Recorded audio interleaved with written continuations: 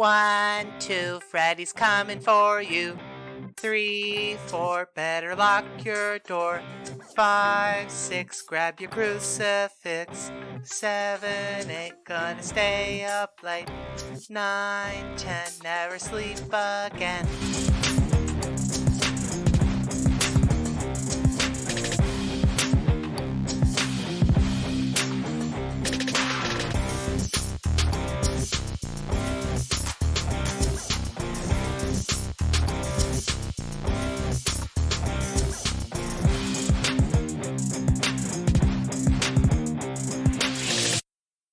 Ladies and gentlemen, welcome into another episode of the Nerd Byword podcast. This episode, we're getting a little bit nostalgic. We're looking at things about the nerd community that we really miss, that aren't really in existence.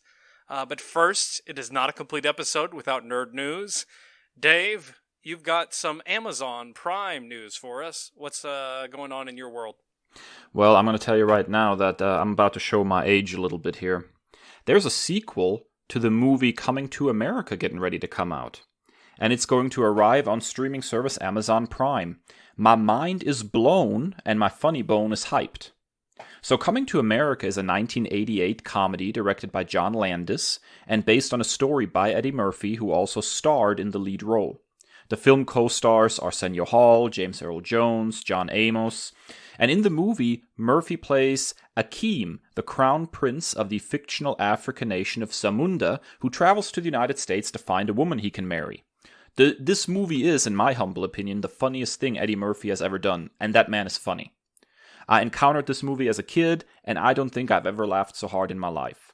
I rewatch this one quite often because I love it so much. Murphy is really at the height of his powers here, as is Arsenio Hall. They're both incredibly funny in this movie. So imagine my surprise when I learned that there is a sequel. It has already been filmed. It brings back all of the main actors of the original movie, and it was recently sold to Amazon Prime for a whopping $125 million. So according to Brett Lang and Matt Donnelly of Variety, and I quote here, "In light of ongoing movie theater closures and countless blockbusters changing release dates, Paramount had been exploring numerous options in recent weeks for the tentative Christmas Day release of Coming to America 2, including selling the rights in-house at owner Viacom streamer CBS All Access. Other streaming services also looked at the film.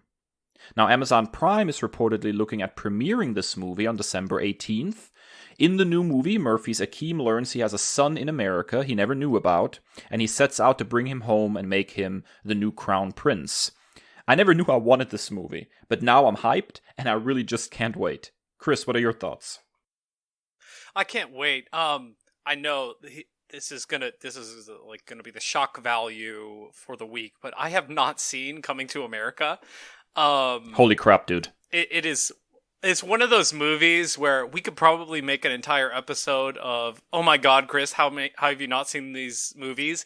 It's one of those. It's at the top of the list. I will say, I'm a huge fan of Eddie Murphy's work. His stand-up, Delirious, is amazing. So I've seen almost everything else that he's done. Beverly Hills Cop, I watch all those movies, even the third one, as bad as it is. I watch those all the time.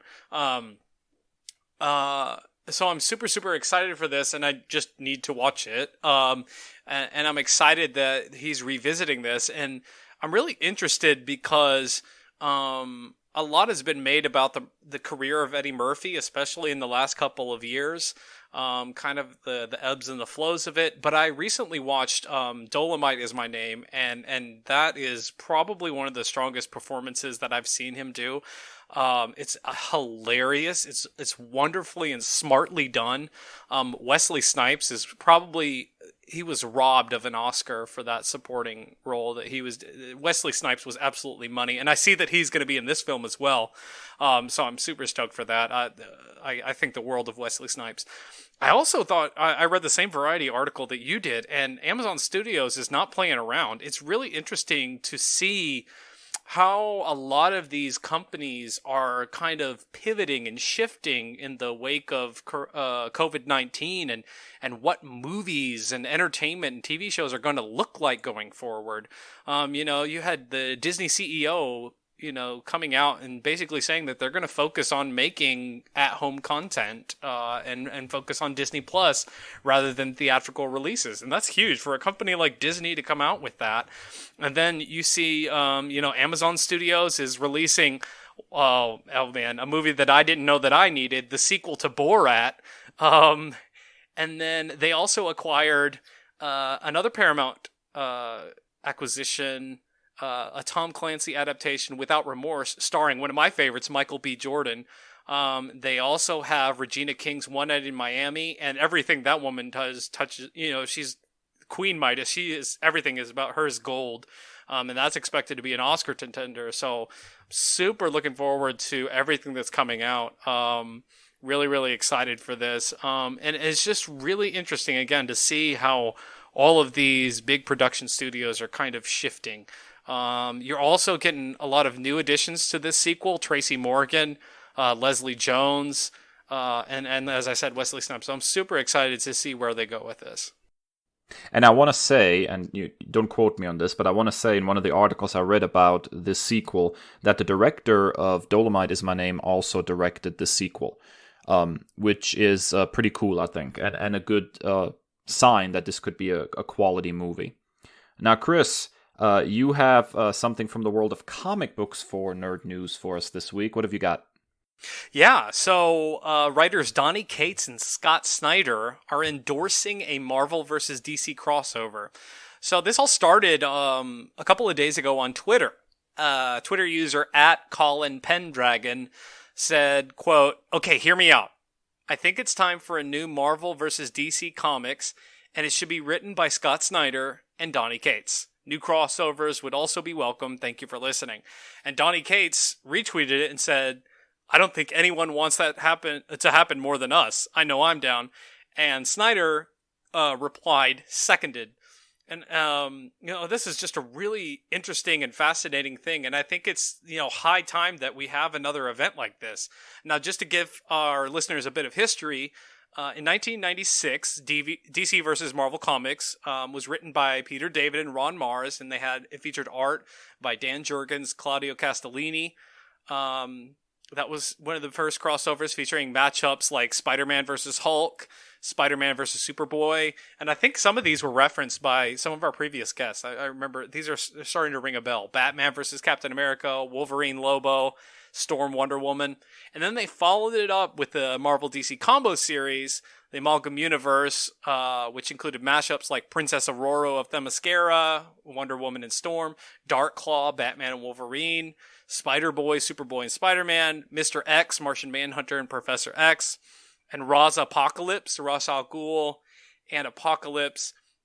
And then in 2003 and 2004, Kurt Busiek's JLA Avengers crossover took place. And that was the first time that Marvel and DC allowed their characters to interact. It featured like huge moments fans were really looking forward to, like Superman wielding Mjolnir and Captain America's shield. Both DC and Marvel versions of Captain Marvel appearing in the same panels, and Batman admitting Captain America would probably beat him in a fight. And like I said, I think this is the perfect time for something like this. In the wake of a global pandemic that has hurt and affected so many, including publishers, creators, and fans alike, this would be something hopeful to look forward to. And I think it would go a long way to bridge the toxic gap that unfortunately exists in both of the fandoms. Yeah, so this is interesting to me. Obviously, this is just some creators and fans talking on social media about an event that would really have to be worked out on a corporate level. And I'm not saying never say never, but given the relationship between DC and Marvel in recent years and the fact that both now have corporate overlords, it seems pretty unlikely that they're going to go back to this well. Now, I will say that I do take some issue with the versus in this suggestion, because as you've mentioned, we've been there before back in the 90s, and the ego of the two companies combined with fan voting led to some really odd story moments, like for example Storm defeating Wonder Woman, which power set wise seems unrealistic. I would say we don't need a versus here. Why do the heroes always have to start beating the snot out of each other before teaming up? Even JLA Avengers had a fair amount of that. There was a lot of antagonism between the heroes of the two companies first. I'd be much more interested in an incursion type story where DC heroes take on Marvel villains and vice versa because they are swapping universes. And then towards the end of a series of one-shots, the heroes have to come together to take on some kind of big cosmic threat. After Batman vs. Superman, I don't think I've ever liked the hero versus hero storyline less. I can imagine something like, Batman versus Venom, for example, being extremely fascinating, or Spider-Man versus the Joker. Those are things that I'm much more interested in than hero versus hero. Other than that, yes, I'd love to see the two companies do some crossing over again. It used to be much more frequent. It led to some really cool moments. Think of the fun interactions that Thor and Wonder Woman could have, for example, or Superman and Captain America, or Batman and Black Panther. I'm in. But please, let's stop always having our heroes fight each other. It's a tired trope at this point. Let the good guys be the good guys for a change. You don't have to, convince me any further on that point. I totally agree, and that was one of the points that I made during our third episode with the whole anti-hero, like, dark side. Like, I'm not a fan of it. And even in, like, the Silver Age comics that, I grew up, reading, it was kind of annoying and tropey even then, seeing like Spider-Man and Iceman. It was you could set your watch by it. Oh, they misunderstanding, and then they fight, and then it's like they have this realization, and it's just, even within the same company, within the same properties, and the same universe of characters, it's annoying. So I totally agree with that. But like a crossover, I think would be so much fun if you do it, something along the lines of what you said. Absolutely, yeah. All right, that wraps up our nerd news segment. When we come back, we'll hit up our Byword Big Talk with some things that we really, really miss in the nerd world. Stick around.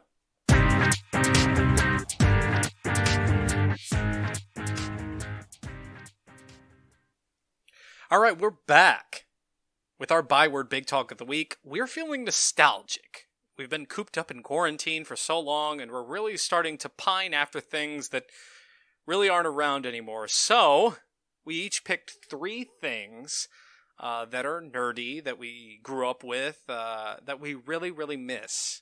So, Dave, what is first on your list? I really, truly, deeply miss video game manuals. The best of these were just super special.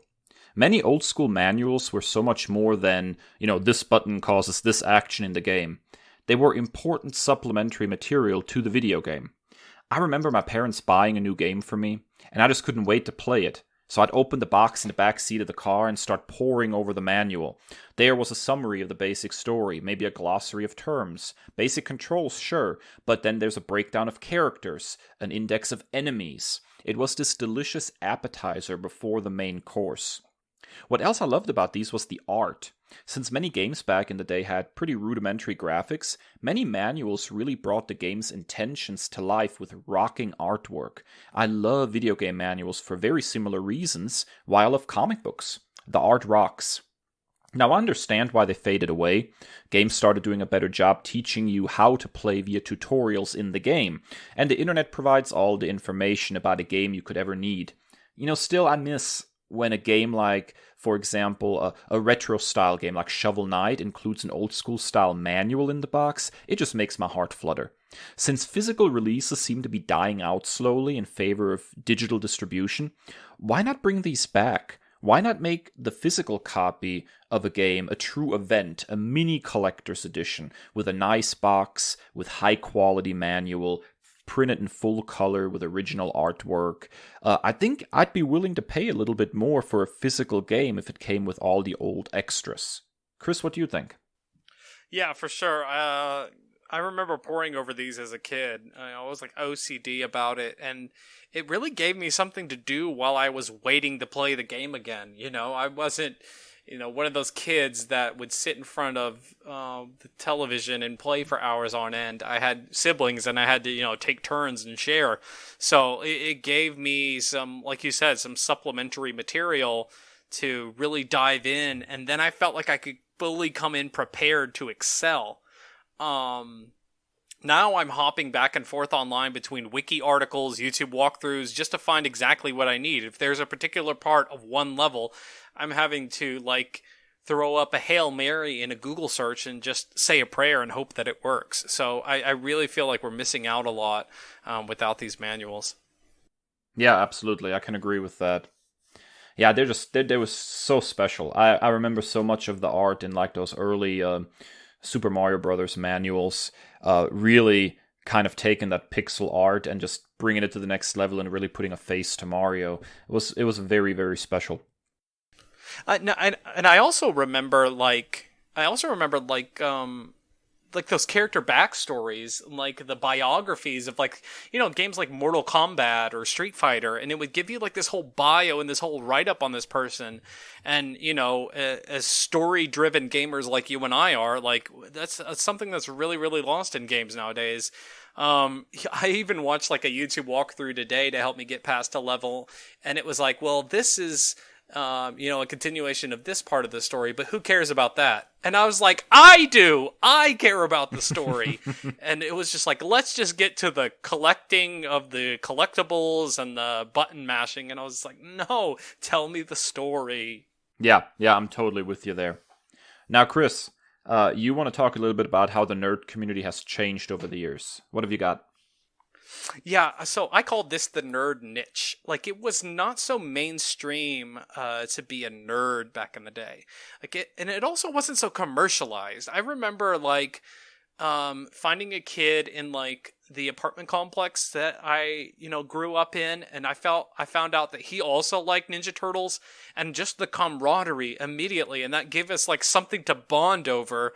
And I remember going to school and, like, being the weird kid, the Peter Parker that stuck out and, like, was different and weird. And then I found other nerds like me, and it was like finding a needle in a haystack. And now with, like, you know, I don't want to be a gatekeeper per se or anything, or, like, you know, this is the way it must be. I'm not saying that. I guess I'm just discouraged by how everything has been brought mainstream.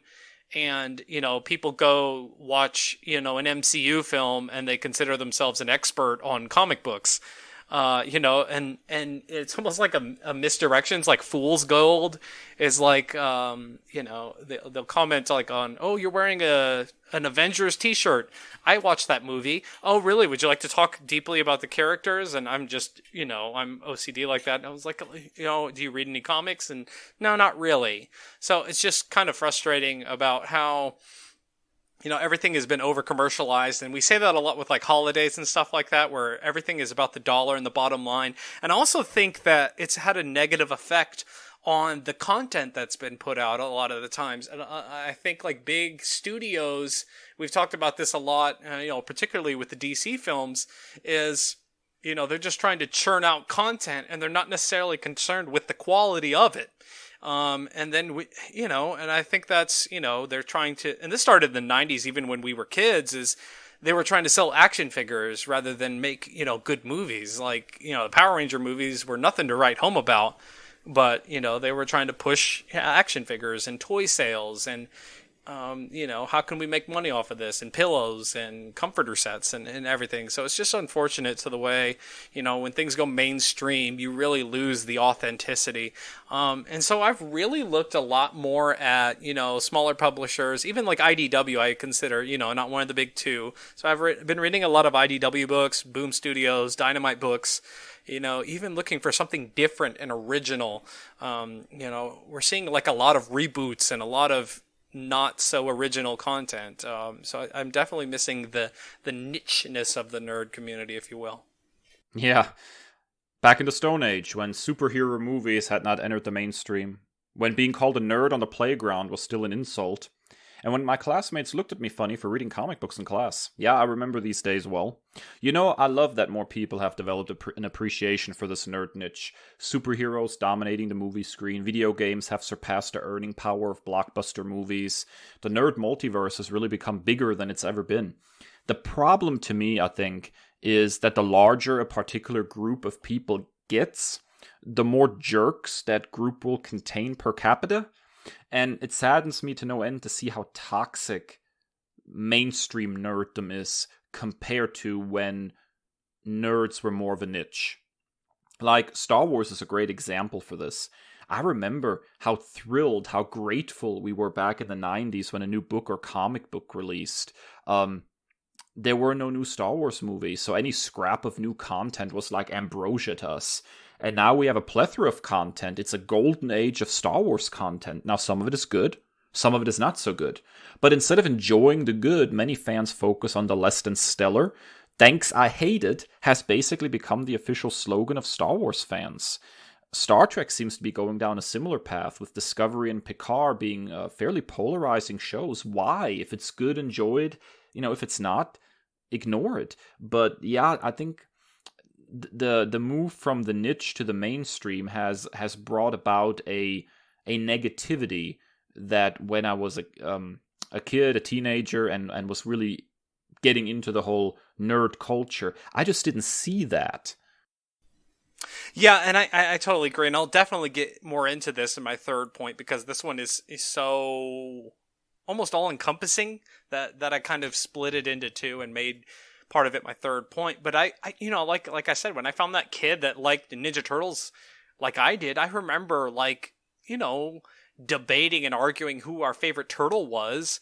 Like, I was Team Raph and Michelangelo, and if he was a Leonardo guy, like, we would play games or whatever, like go back and forth like kids are wont to do. But it wasn't like the nonsense that we see nowadays. It's just really, really unfortunate that people. I remember, okay, perfect example. I remember when the TV show Gotham came out, and it was sold as this, prequel to Batman, and I was honestly in a really, really dark place, like, personally, and I felt like watching that show just made me feel even in a worse state of mind. So I just put that show away and I stopped watching it because it didn't do good things for me mentally and for my mental health. I did not go on Twitter, I did not go on Facebook and rant about how awful this show was and how anyone who likes this show is this, that, or the other. If you like something, like it. Wear t-shirts about it or post about your favorite characters. And if you don't like something, just grab the remote and watch something else. I truly do not understand the necessity for some folks to really just derail other people's fandoms. Like, I don't understand it. It doesn't add up logically to me. I think we're just a different generation of nerds, Chris. For us, it was always about camaraderie and getting together. That's what the nerd community did for us. And it seems like today the nerd community is more about what separates us. And that's regrettable. It really is. And, growing up, we've talked about our nerd origin stories, ad nauseum on this show, but really seeing, even the animated series of Spider-Man and the X-Men for me, I saw a nerd like Peter Parker, he was interested in science and making good grades, and didn't really fit in with his friends and the people that he went to school with. And I was like, he's like me. And just seeing the X-Men, and I think the most essential part about the X-Men is that they're so different, they're so varied. For Pete's sake, my favorite character is a blue guy from Germany. It doesn't get much different and varied than that. They come from all across the globe, but it's that revisited theme in literature and popular media is the family that you choose, and that's the most important thing, and that's why I keep coming back to the X-Men. Is it's a family, and it's a sense of belonging, and it's really, really unfortunate that we don't have that in a lot of corners and aspects of the nerd community. Yep, I totally agree. Now, Dave, what is next on your nostalgic list of things that you miss? Now, I'm going to totally admit that this is going to seem silly on the surface, but please hear me out. I miss appointment TV. You remember when a show aired at a certain time and it was so good or so popular, you simply had to watch it or be left out of the conversation the following day? Pepperidge Farms remembers. Now, seriously though, there was something deeply special about your whole world having to slow down for a specific appointment with entertainment. Consuming media was really a communal experience with the family gathering together at a certain time to consume the media. And now with the rise of streaming, that's become increasingly left behind. And yes, I get it. Streaming is amazing. It's more convenient. It allows greater flexibility. Totally understand that. But I think it has cost us a sense of community. I remember watching Squeeze, for example, the third episode of The X-Files when it aired. It was creepy, and it helped cement this show as something deeply special right as it was beginning. And the next day at school, we were all talking about it. We couldn't wait for the next episode, but we had to. It built anticipation. It allowed us time to ruminate on what it all meant, even to develop fan theories, to truly engage with the media. And the most important appointment TV for me as a child was Saturday morning cartoons. This block of cartoons on Saturday mornings was densely packed with hours of some of the best cartoons ever made. Tiny Toons, Animaniacs, Batman the Animated Series, X-Men, Spider-Man. There were so many excellent cartoons, Gargoyles. And there was something so special after a long week at school, sitting down in my pajamas with my cousins, eating breakfast cereal mixed together out of 4 different boxes, and just taking in the newest episodes of our favorite cartoons. It was appointment TV. I'm actually glad in a lot of ways that some streaming services like Disney Plus and CBS All Access have started dropping 1 episode at a time rather than whole seasons. I don't think binging is a good way to consume media. It feels a lot like fast food. It goes down the gullet quickly, but leaves you with an empty feeling. Kris, what do you think? Yeah, I totally agree. And I think we touched on this in our discussion with Brian Q. Miller. We were talking about The Mandalorian and how, you had to wait a week. And a sense of that, and you touched on this as well, is like you really got to speculate and you got to stew over that for an entire week. And, even, shows like The Flash and Arrow that would take like mid-season breaks. You would have like, and that was, just, what was that, like 4 years ago? Like, and they would take like mid-season breaks, and you'd have a couple weeks or a couple months, and you're like, oh God, what are they going to do with this? What are they going to do with that? It created a lot of great clickbait content online for, sites like comicbook.com and CBR. Just like speculation of what they were going to do going forward. And I think a lot of that is lost. And then, when you binge something like in an entire weekend, you have that crushing sense of loss, I feel like, and the separation anxiety when you finish a show. Like, and then for me, like, I spend like a good 30 minutes to an hour scrolling, trying to find something else on Netflix, starting something, realizing 2 minutes in, it's not as good as the show that you just finished. And it's this just whole process. And it's almost like I mourn this show that I miss because I just consumed all of it in one sitting. It's like, like you said, fast food. It's like you just shove all this stuff down your gullet, and then you have like this indigestion and this heartburn and gas buildup because you can't move on to the next thing. Like, so it's really, really unfortunate. So, HBO Max is doing a lot of the same things. I know Raised by Wolves, and Lovecraft Country, have parsed out episodes. Sometimes they do like 3 at a time, or, they start with like 3, I think, and then 1 right after the other. So, and I think that's my preferred method to kind of build some speculation. And I give my wife a hard time, but she does the same thing. Like, she will not watch the series finale of shows because she doesn't like it ending. She hasn't watched like the final episode of The Office or the final episode of Psych or the final episode of Monk because she doesn't want things to come to an end. So, I really miss, and like you said, the communal experience. I'm going to have to turn in my nerd card here for a minute, but I remember watching Desperate Housewives with my mom on Sunday nights. And it was just like this mother and son bonding thing. And it's just like a totally atypical show that I would hardly ever watch on my own, but she sat me down and was like, watch this with me. I will say, Chris, you do not have to turn in your nerd card, because Terry Hatcher was on this show, and she famously played Lois Lane on a Superman television show in the 90s. So, nerd card intact. Okay, good.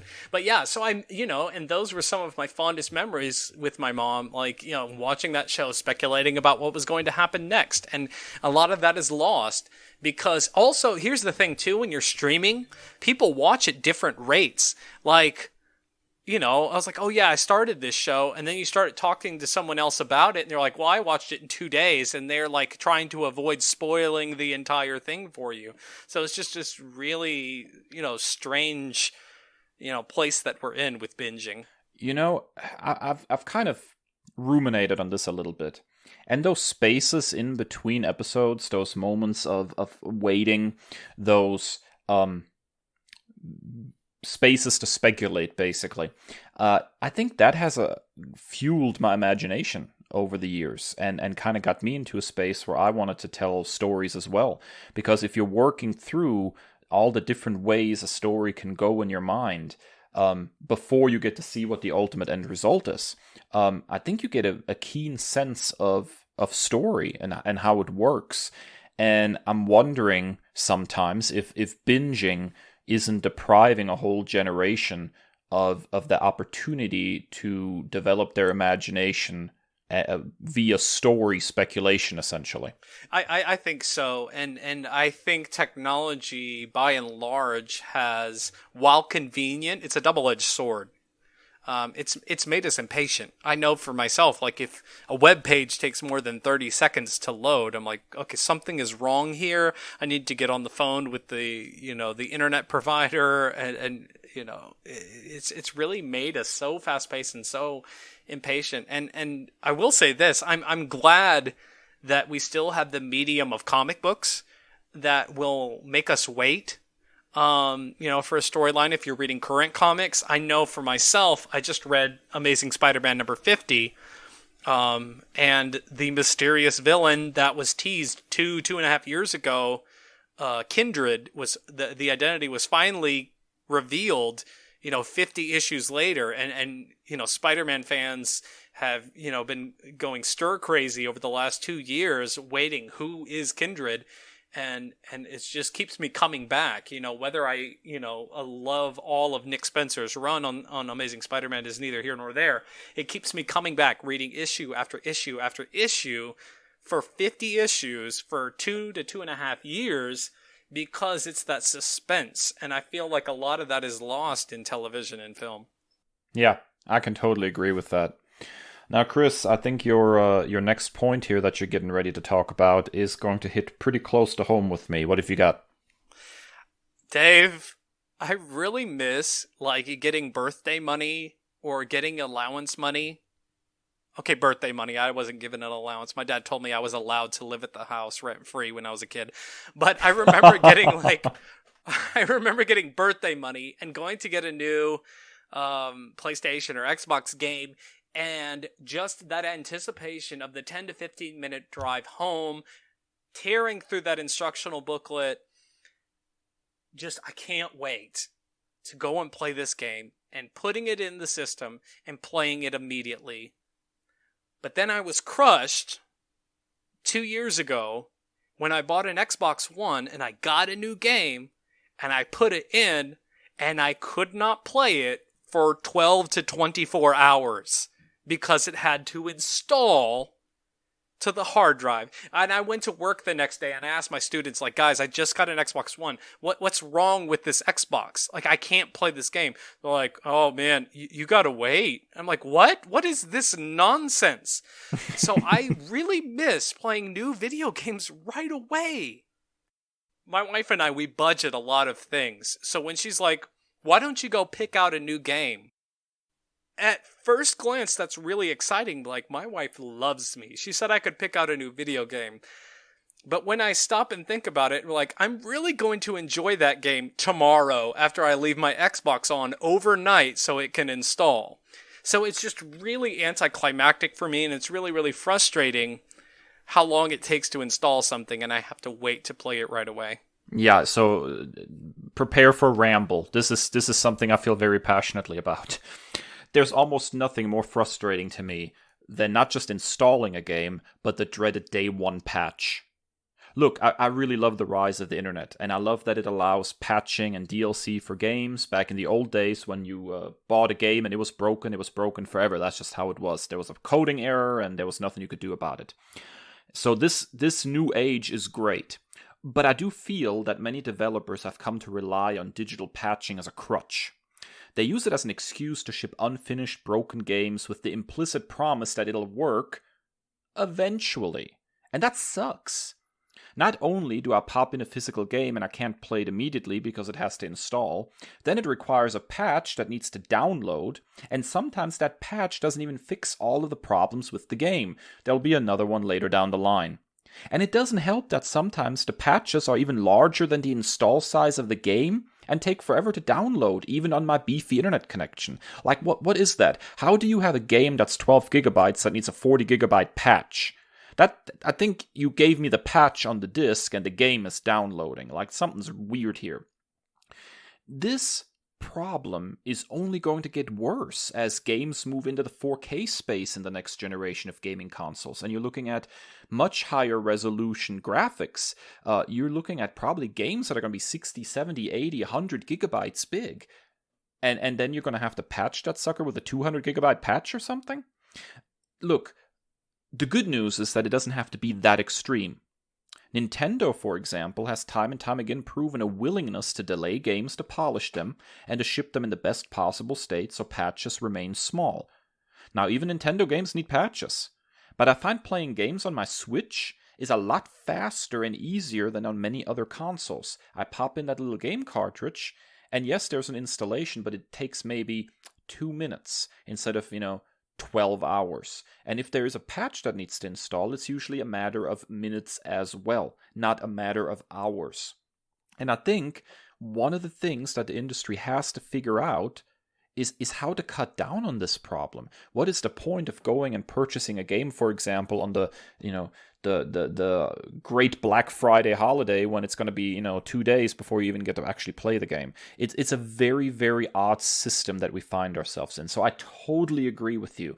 And boy, oh boy, do I wish that developers would just take their time and make a good game and ship it in a finished state.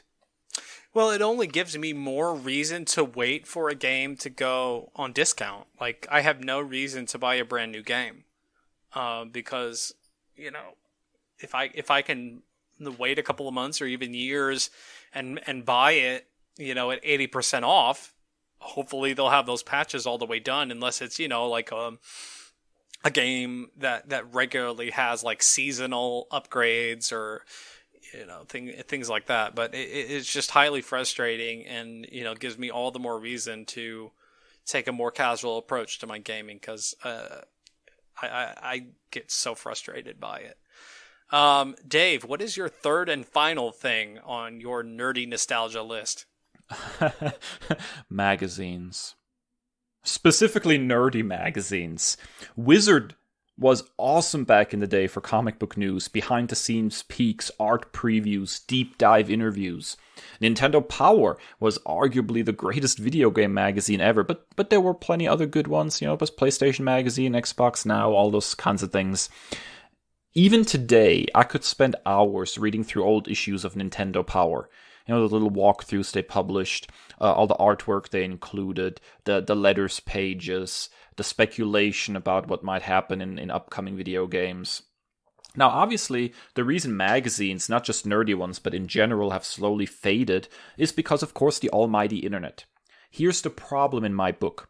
Most of the websites that have supplanted these magazines are simply not as good. Now, I don't mean to come across as negative, but I don't think sites like Comic Book Resources or comicbook.com are anywhere near the quality of Wizard Magazine, even on their best days. And that is not necessarily a fault of the people working at those places, but it is the nature of the business they're in. They're not making magazines, they're making websites. Individual articles don't go as in-depth in most cases. The coverage of a particular nerd niche is often shallow at best, and the reason for that is simple. It's all about those clicks.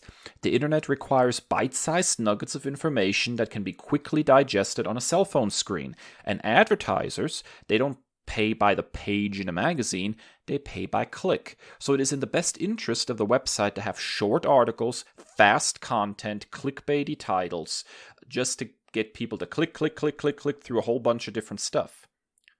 And, the fact is, that's not just a problem in nerd media, but in news media, period. Long-form journalism, investigative journalism, the kind of stuff that really gets to the meat and potatoes of a topic, that stuff's starting to fade away as online distribution becomes more important. On the other hand, I love those deep dives. I miss them, and I haven't really found a suitable replacement for that online. Much like manuals for video games, there's also something to be said for the vast amounts of supplementary material that ended up in these magazines. Just to pick up on Nintendo Power, for example, again. Nintendo Power often contained short comic strips featuring Nintendo characters. I got to read comic short stories, basically, featuring Mario or Link or Kirby. And those sorts of things were icing on the cake. It was in addition to the regular content. Wizard Magazine famously proposed an ultimate take on DC Comics in the vein of Marvel's Ultimate Universe, complete with redesigned character artwork and pitches that were all written by staff at Wizard. This stuff was awesome, and it just doesn't happen on modern nerd websites. It's too deep, it's too complicated to generate quick click revenue. And I think there's content missing for the nerd community because of it. Chris, what do you think? Yeah, absolutely. I remember also, like, my money to spend on video games was far and few between. Like I said before, it came down to usually birthday money, like once a year. I got to pick a game or Christmas or something like that.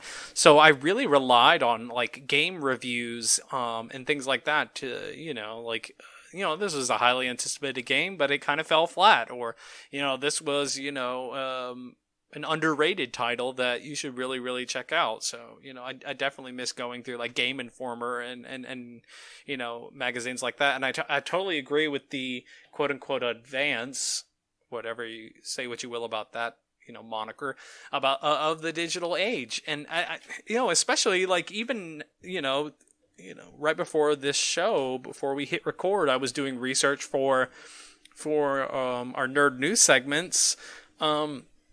And it's highly frustrating to have to go from one article to the next because we traded in meat and potatoes journalism and meat and potatoes articles for hors d'oeuvres, and I'm starved for information.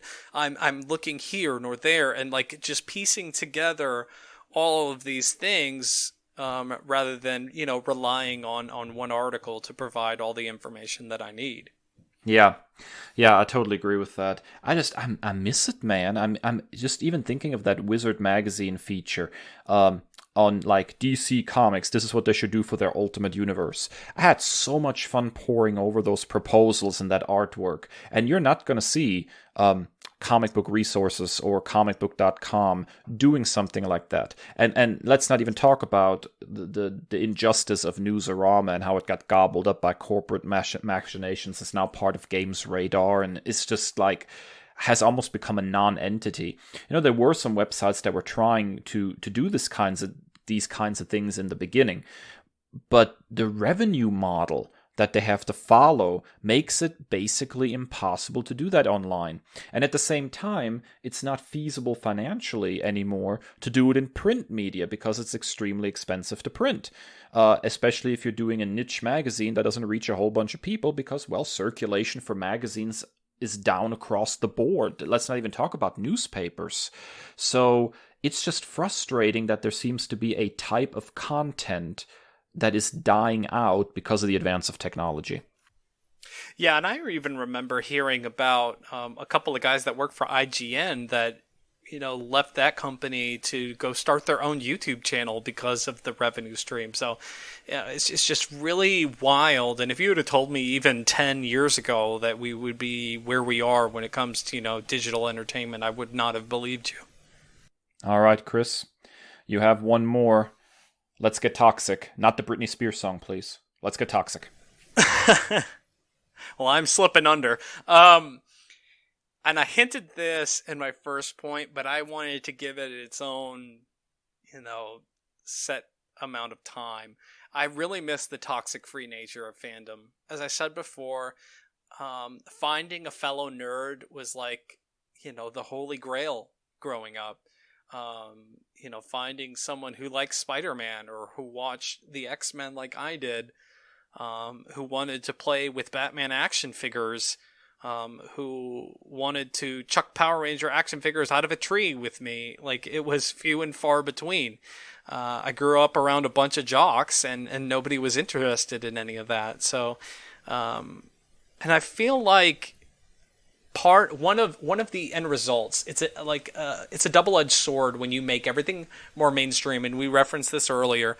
The more people that you have in a fandom, the more people that you let in, the more different types of people that you're going to come in when you're talking like personality, when you're talking about just regular guys, regular gals, and then you have a bunch of buttholes as well coming into the group.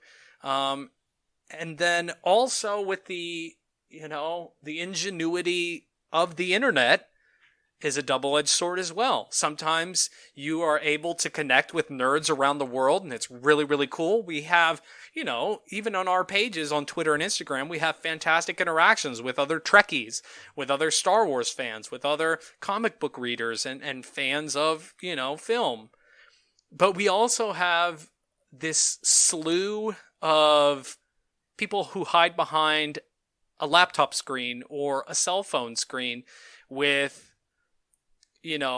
cartoon characters as their profile picture and a random, username, and they feel completely unleashed to release all of this hateful, toxic language about something that they're supposed to be a fan of. And it's just really, really unfortunate how we can't just enjoy the things that we love and just ignore and moving away from the things that we do not enjoy. Like, I don't understand. As I said before, it does not add up to me. I love Star Trek Discovery. I love it. Particularly the characters of Michael Burnham and Saru are very inspirational to me. I have cheered for Emperor Georgiou, a villainous character, in ways that I never thought I would root for a villainous character. Star Trek Lower Decks has been really a fun show to experience over the last couple of weeks. And yet, if I log on to Twitter, I see a bunch of just awful and hateful things by closed-minded individuals who are able to let loose on social media. And it's just really unfortunate. I miss the days where you like Batman, I like Batman, let's be friends. We can debate who's a better villain, Joker or Bane, or who do we enjoy more, Superman or Batman. Not this, let's pit them together, pit them against one another, and we have this whole conflict, nonstop conflict. It's just really unfortunate. It's frustrating, the whole toxic fandom. Yeah, this one's difficult. Nobody's happy with anything anymore. The cool thing seems to be to say you're a fan of something, and then proceed to tear it down. Harassing creators and actors online is especially egregious, if you ask me. Here's a recent example. I've been following this one on Twitter just over the last few days. Artist Doc Shaner was attacked pretty viciously on Twitter for expressing an opinion about Superman. So here's what he tweeted. "No more showing Superman with glowing red eyes just because he's angry. He's either using heat vision or he's not." Now, fans of Zack Snyder's interpretation of Superman in particular turned super toxic on him, and that's just ridiculous. First of all, Shaner is an artist who draws a pitch-perfect Superman, a Superman that captures the humanity and optimism of the character. I adore his interpretation of the character. And he's earned the right, by being an artist, a creator who's worked on Superman, to have an opinion on the visual interpretation of that character. Now, if some fans of Superman don't like his take, that's perfectly fine. There are plenty of other interpretations. But let's not harass a creator for his interpretation in particular. This kind of stuff makes me almost embarrassed to be a nerd. I feel like I constantly have to explain to people, look, we're not all like this. And it's interesting too, and one thing that I appreciate about the premise of our show was being a DC and a Marvel guy, and how we can coexist and appreciate different materials and still be friends and still be kind towards one another. And even if we were to disagree, we do so in a respectful manner. Like, how is that not possible? It just does not add up to me. Yeah, social media definitely has had a negative influence on the discourse, and I think part of it is definitely that people feel they feel safe, as you said, behind their computer screen to let loose these tirades because they are, for all intents and purposes, anonymous. I don't know what the solution is to this kind of problem. I guess we just need to decide as nerds that we're going to be good to each other. I absolutely agree. And especially, as fans of DC Comics and of the X-Men respectively, we've had to deal with some piss poor film content, and we can still be hopeful towards the future. I think we should all just come together and remain hopeful for the future. I'm with you 100% there. I'm still very, very hopeful that we're going to get some good DC movies in the future. I mean, we've started the turnaround. If they can finally give me a good Superman movie, I'll give them good money for that, I can tell you. All right, guys, that wraps up our Byword Big Talk for this week. When we come back from this, our final break, we're going to go into actual real nightmare territory. Nerd Nightmare takes us to Elm Street when we come back.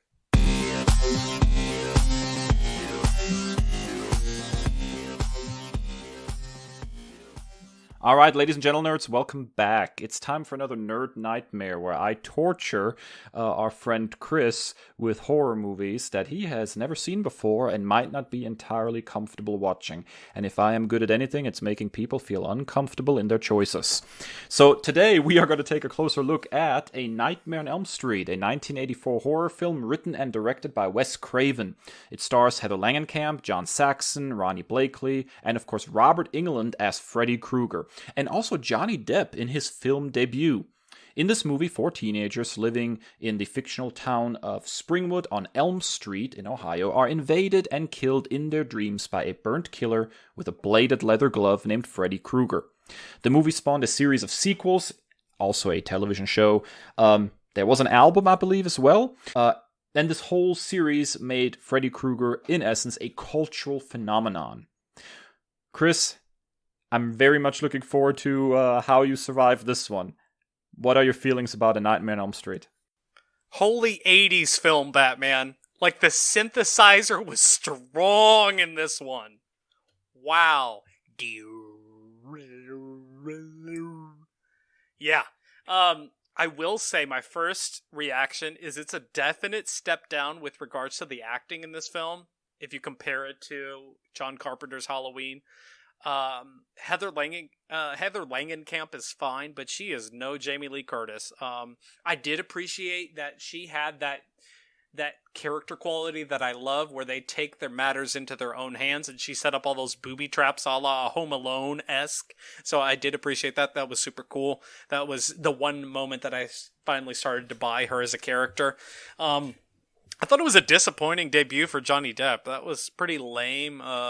He didn't really do much except for cut off half of his shirt, as people in the 80s were wont to do. I'm looking at you, Dad.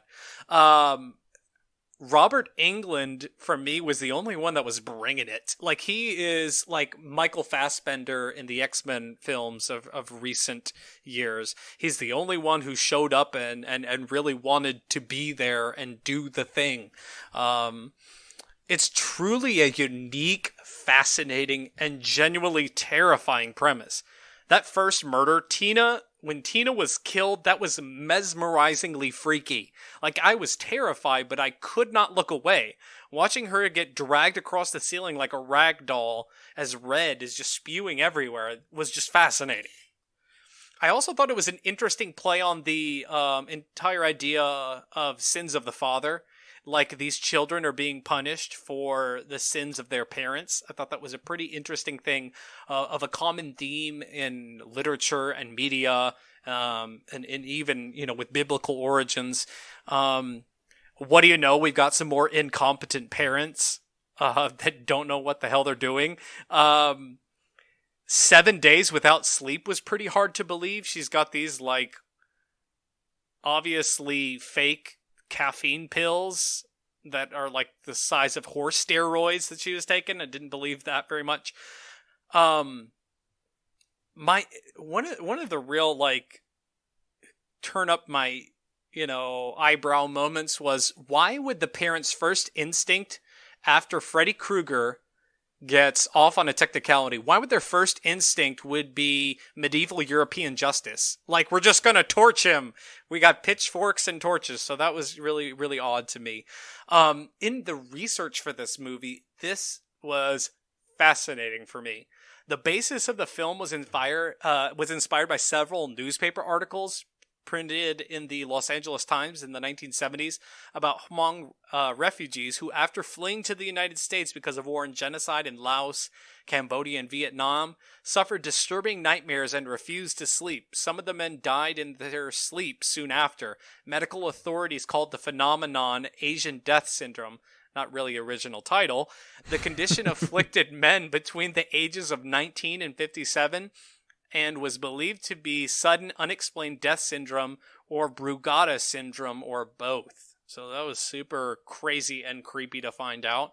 On the character and the nature of Freddy Krueger himself, Wes Craven said, quote, "In a sense, Freddy stands for the worst of parenthood and adulthood, the dirty old man, the nasty father, and the adult who wants children to die rather than help them prosper. He's the boogeyman and the worst fear of children, the adult that's out to get them. He's a very primal figure, sort of like Kronos devouring his children, that evil, twisted, perverted father figure that wants to destroy and is able to get them at their most vulnerable moment, which is when they're asleep." So that was super insightful and creepy.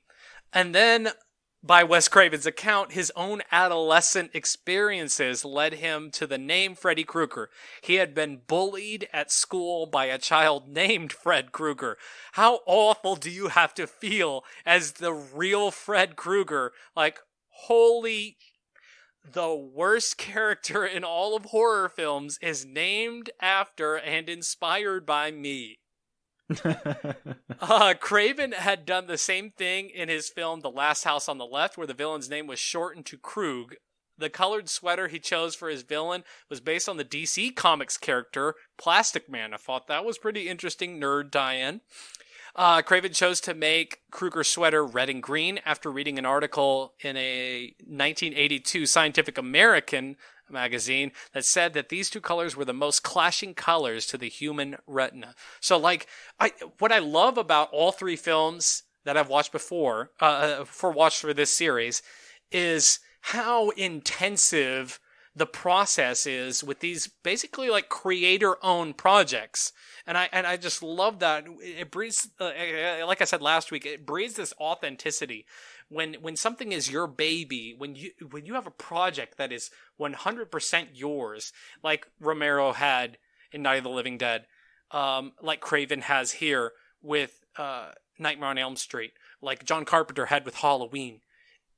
You want everything to be perfect. And I think a lot of things that are lost in reboots of even these same films, or, blockbuster films, is they just want the dollar is the bottom line.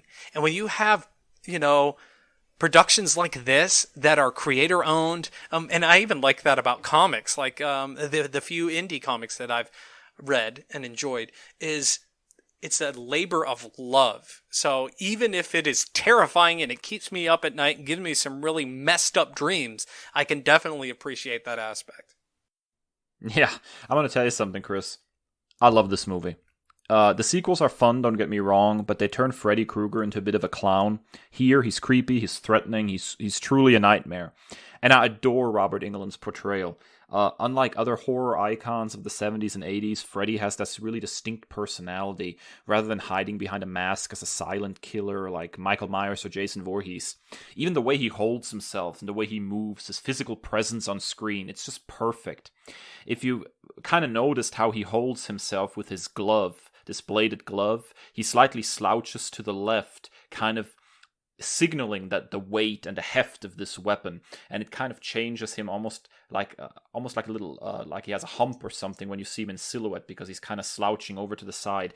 It's just very distinctive, and so many smart acting choices from Robert Englund here. And here's another movie, much like Halloween, where the music does a lot of heavy lifting, synthesizers or not. The main theme, kind of played on a piano with filled with these occasionally discordant notes, gives you that sense that something's slightly off. And I really like the creepy nursery rhyme too, 1, 2, Freddy's coming for you.